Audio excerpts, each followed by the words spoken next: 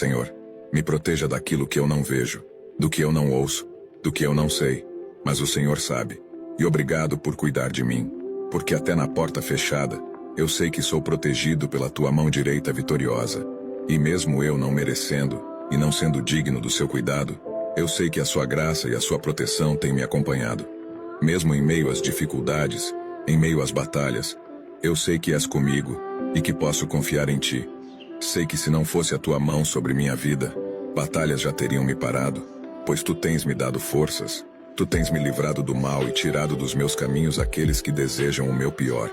Que sua proteção me acompanhe de dia e de noite, pois sei que o meu amanhã só pertence a ti.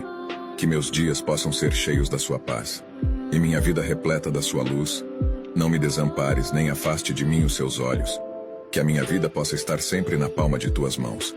Em nome do Pai, do Filho e do Espírito Santo. Amém.